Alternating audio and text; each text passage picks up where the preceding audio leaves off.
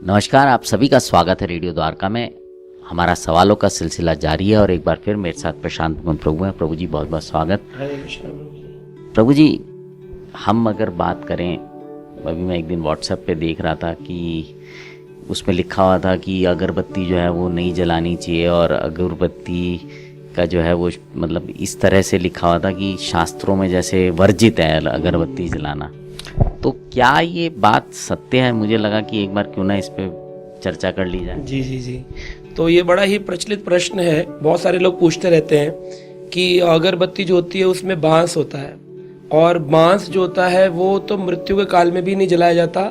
वो क्या करते हैं, जब मृत्यु जिसमें आखिरी टिकटी जिसमें बनती, जिसमें मृत्यु का मृत शरीर रखा जाता है, उसको भी ले जाते हैं, उसको भी अलग हटा दिया जाता है। चिता केवल लकड़ियों के ऊपर जलाई जाती है, बांस को जलाते नहीं। बांस को जलाने से कहते हैं कि लेड नामक केमिकल निकलता है और प्रदूषण करता है, और साथ में ये एक पितृदोष नामक एक दोष है जो कि बांस जलाने से लगता है। ये बात बिल्कुल सत्य है, इसमें कोई गलत नहीं है।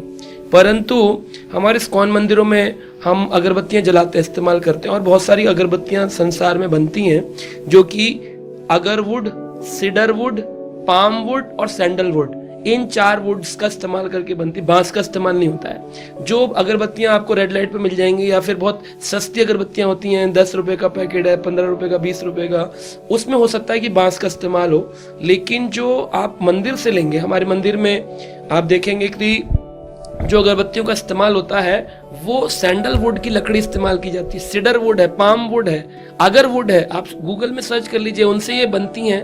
और उसके ऊपर आप कलर भी देखेंगे, हमारे यहाँ जो अगरबत्तियां मिलेंगी वो ब्राउन कलर की होंगी, क्योंकि वो नेचुरल उसके अंदर एसेंस होता है। और दूसरी ओर जो दूसरी अगरबत्तियां होती हैं उनमें चारकोल में ना परफ्यूम मिलाकर लगा, वो तो वैसे ही हानिकारक है, उसकी सुगंध से घुटन होती है, तो वो इस्तेमाल नहीं करनी चाहिए। लेकिन ये लोगों का कहना कि अगरबत्ती ही इस्तेमाल नहीं करनी चाहिए, तो अगरबत्ती में क्या प्रॉब्लम है? धूप ही तो है।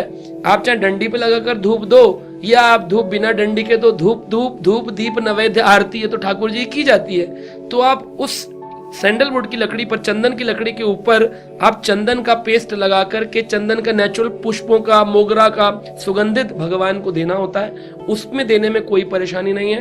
केवल बांस वाली लकड़ी लेने से पहले सस्ती अगरबत्तियां ना खरीदें, ये ध्यान देने वाली बात है। ये ना बोले कि अगरबत्ती जलाना ही गलत हो गया। तो ये थोड़ा सा एक पैराडिम है, एक छोटी सी लाइन है जिससे लोग या तो इस पार गिर जाते हैं या तो इस पार गिर जाते हैं। मतलब अगरबत्ती जलाएं लेकिन बांस वाली ना जलाएं, ये है इसके। एक्चुअली जो चीज़ है वो ये, सारी अगरबत्तियों में बांस नहीं होता, या जब खरीदा जाए तो देखा जाए कि उसमें बांस है। तो यस, ये जैसा प्रभु जी ने बोला, बहुत ही प्रश्न बहुत लोग पूछते हैं, और बहुत ही सफाई से, मेरे ख्याल से क्लैरिटी से इसका जवाब आपको मिल गया होगा कि अगरबत्ती जलाने में हर्ज नहीं है, लेकिन हाँ, बांस वाली नहीं जलानी चाहिए। और जब आप अगरबत्ती खरीदें तो ये देख लें, अच्छी तरह से चेक कर लें कि क्या वो बांस की तो नहीं है। तो उम्मीद करता हूँ इस प्रश्न का आपको उत्तर मिल गया होगा। अब आपसे विदा लेते हैं, जुड़े रहें रेडियो द्वारका के साथ।